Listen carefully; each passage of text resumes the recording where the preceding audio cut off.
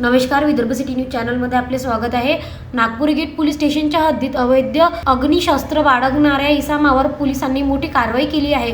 दिनांक 5 जानेवारी 2026 रोजी पोहेंको संतोष यादव हे वॉरंट पथकासह पेट्रोलिंग करत असताना अकॅडमिक शाळेच्या मैदान परिसरात एक इसाम देशी कट्टा बाळगून गुन्हा करण्याच्या उद्देशाने फिरत असल्याची गोपनीय माहिती मिळाली। मिळालेल्या माहितीनुसार पोलिसांनी सापळा रचत पंचासमक संशयित इसामाला शिताफीनं ताब्यात घेतले।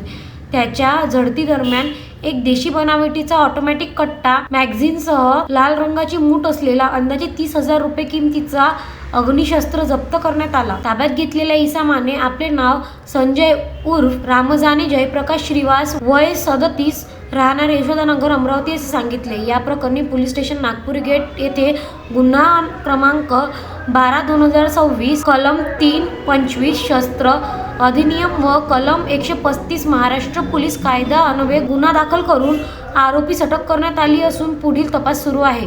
सदर कारवाई पोलीस आयुक्त राकेश ओला, पोलीस उपायुक्त गणेश शिंदे, सहाय्यक पोलीस आयुक्त शिवाजी बचाटे यांच्या मार्गदर्शनाखाली वरिष्ठ पोलीस निरीक्षक HL उर्ला गोंडवार यांच्या नेतृत्वात करण्यात आली। Vidarbha city news, Amravati.